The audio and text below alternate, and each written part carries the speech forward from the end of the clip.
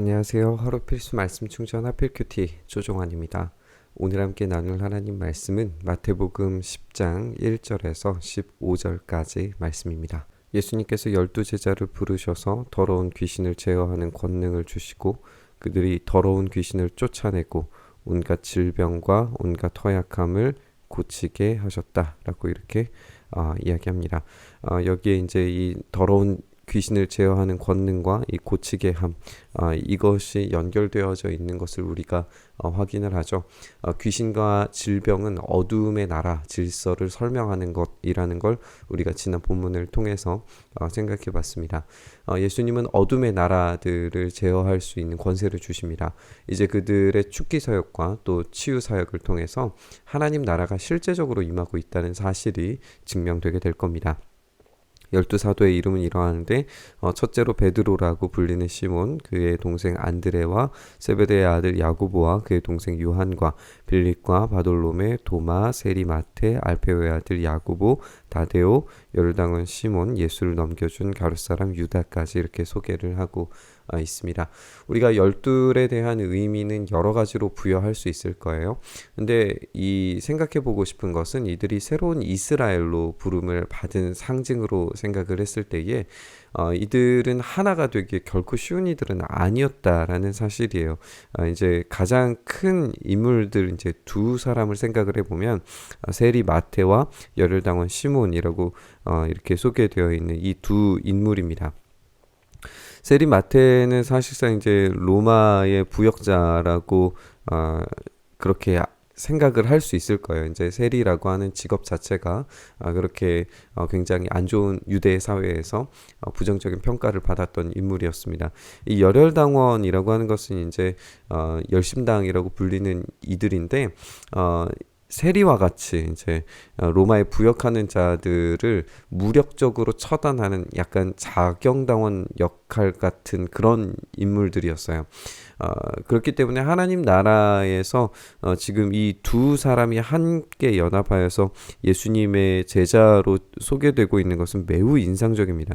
그러니까 자신들이 가지고 있었던 어떤 정치적인 색깔 자체가 하나님 나라 안에서 무력화되는 거죠. 이 하나님 나라에서 자기 자신들의 가치가 더 이상 중요하지 않게 되었다라는 것을 인정하는 겁니다. 제자들은 자신의 이상향과 가치들을 내려놓고 그것들을 하나님 나라에 복속시키고 있는 것을 우리가 읽게 됩니다. 예수님께서 이들 12를 내보내실 때에 그들에게 이렇게 명하십니다. 이방 사람의 길로도 가지 말고 사마리아 사람의 고을에도 들어가지 말아라. 오히려 길 잃은 양떼인 이스라엘 백성에게로 가거라 라고 이렇게 말씀하세요. 우선 하나님 나라는 이 유대인들에게 선언됩니다. 분명히 마태복음은 이방인 선교를 염두에 둔 표현들이 자주 등장하는 것을 우리는 확인을 합니다. 하지만 그 시작은 어쨌든 이스라엘로부터 시작을 합니다. 마태복음의 마지막은 모든 민족을 향해서 가게 될 것이고 이방 사람들의 길과 사마리아 사람들의 고을에도 당연히 하나님 나라를 보게 될 겁니다. 하지만 그 시작이 이스라엘이라고 하는 것은 변함이 없어요. 그것이 이제 이들이 받았던 그런 특권이라고 생각을 할 수 있을 겁니다. 다니면서 그들은 하나님 나라가 가까이 왔다라고 선포해야 합니다. 우리가 지금 선포와 또 치유와 축기가 동시에 등장하는 것을 알 수 있게 되는 거죠. 이것은 하나님의 사역과 정확한 이제 일치되는 재현이라는 것을 알 수가 있습니다. 하나님 나라는 선포되고 또 치유되고 귀신들이 쫓겨나는 것을 통해서 직접적으로 경험이 됩니다. 이렇게 예수님께서 도시와 마을들에서 사역하셨고 지금 이 12 제자들도 그렇게 고을과 도시들로 들어가면서 똑같은 사역들을 반복하게 될 겁니다. 앓는 사람들을 고쳐주고 죽은 사람들을 살리고 나병 환자를 깨끗하게 하고 귀신들을 쫓아내라. 거저 받았으니 거저 주어라. 이렇게 하나님 나라의 어떤 실제적인 경험들 그리고 예수님의 사역의 동일한 재현들이 이루어지는 것을 우리가 보게 됩니다. 전대에 금화도 은화도 동전도 넣어가지고 다니지 말아라. 여행용 자루도 속옷 두 벌도 신도 지팡이도 지니지 말아라.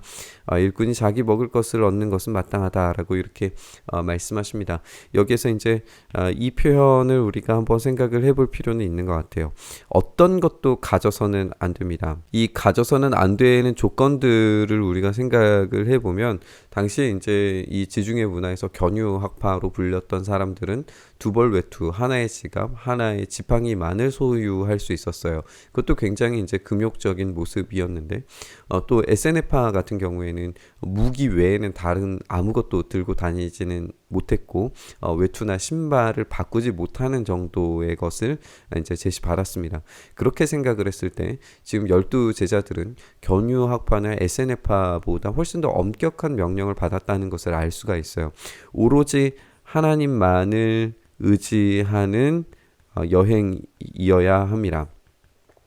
우리가 여기에서 이제 자기 먹을 것을 얻는 것은 마땅하다라고 이야기되고 있는 걸 우리가 보게 되는데 이것은 예수님이 가르쳐 주신 기도와 마찬가지로 일용할 양식을 책임져 주시는 하나님의 일하심을 말씀하신 것일 수 있어요. 하나님께서 이들을 부르셨기 때문에 일용할 양식도 책임져 주실 겁니다.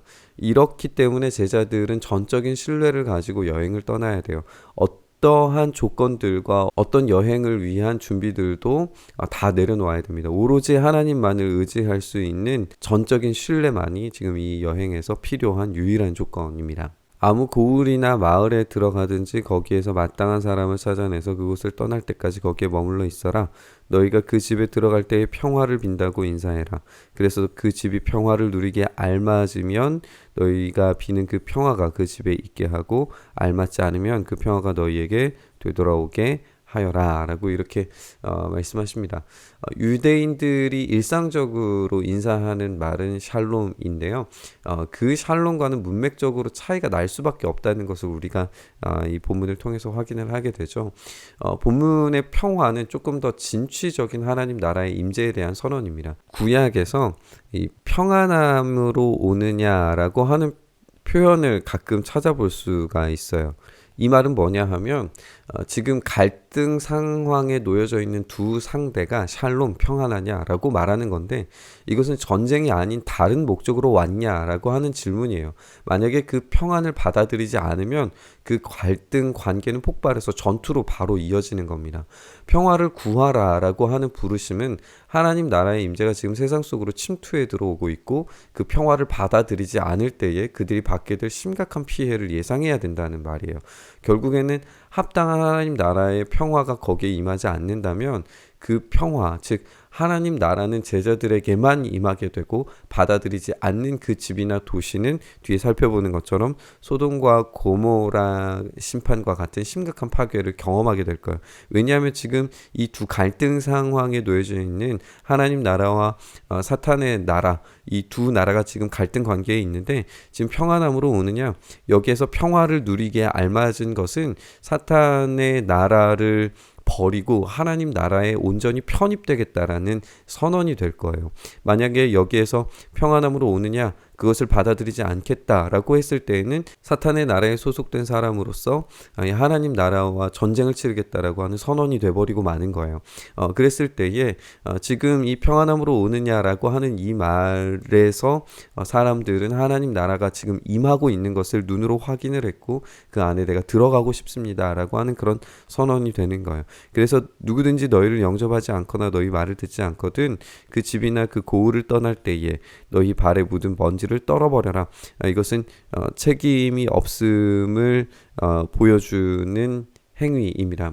이제 구약의 행위인데 지금 그렇게 하나님 나라가 지금 임하고 있고 이것은 실제 상황이고 그들은 선택해야 됩니다. 그 선택 가운데서 하나님 나라에 들어가게 되면 그 평화가 그들 가운데 실제적으로 임하게 되고 만약에 그렇지 않았을 때에는 그들이 그 책임을 지고 그 심판에 직면해야 됩니다. 우리는 하나님 나라가 이 땅 가운데 임하는 실제적인 장면을 만나게 됩니다. 하나님 나라 안에서 개인의 가치관들은 사실 의미를 잃습니다. 그들은 거대한 나라 안에서 자신들의 사명을 이룩해야 됩니다. 개인적인 성향과 정치관들은 그 나라 안에서 새로운 기질과 방식으로 녹여지게 될 겁니다. 그들은 하나님의 일하심을 전적으로 의지해서 복음을 선포하고 귀신을 쫓아내고 질병들을 치유하고 실제적인 하나님 나라의 임재를 맛보고 보여주며 그들에게 그 하나님 나라로 들어올 것을 요청합니다. 여기에 사탄의 나라가 몰락하고 떠나가는 모습을 또한 이제 우리가 보게 돼요. 그들은 평화를 빌면서 하나님 나라 안으로 들어오기를 초대하지만 거절하는 자들에게는 그에 따른 합당한 처벌이 있을 겁니다. 우리는 이 하나님 나라의 임재가 완전히 임하시는 날까지 계속해서 이루어지리라는 것을 알고 있습니다. 이미 그 나라는 임했지만, 그래서 이 제자들도 지금 그것을 경험하고 있는 것이지만 아직 완전히 완성된 것은 아닙니다. 우리는 그 완성의 때를 알지 못하지만 반드시 그 날이 오리라는 것을 알고 있습니다. 우리는 최선을 다해서 평안을 전하며 그분의 나라를 소개하고 그 나라 안으로 들어오도록 해야 합니다.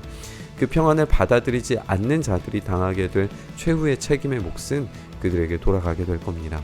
그렇기 때문에 우리는 두려움 없는 담대함이 우리에게 필요할지 모르겠습니다. 오늘 말씀 묵상하면서 그 담대함으로 하나님 나라가 확장되어 가고 또 놀라운 은혜의 역사들이 이 땅 가운데 경험되기를 위해서 간절히 바라면서 기도의 자리로 나아갔으면 좋겠습니다. 주님, 그렇습니다. 오늘 우리에게 그 하나님 나라가 임하게 하여 주시옵소서. 우리의 어떤 기질과 우리의 연약한 성품들과 우리의 오염된 생각들을 다 내려놓고 오직 주님의 나라가 이 땅 가운데 임하시기를 아주 단순하게 순종하며 그 평화를 전하는 일에 우리의 삶이 사용되게 하여 주시옵소서. 그렇게 우리가 하나님 나라를 선언하며 선포하며 그 안에 들어오기를 요구하고 요청할 때에 하나님 은혜 주셔서 우리의 만나는 사람들마다 또 우리 주변에 있는 사람들 모두가 이 평화의 소유자가 되며 하나님 나라 안으로 들어오는 놀라운 은혜를 누릴 수 있도록 주여 은혜 더하여 주시옵소서.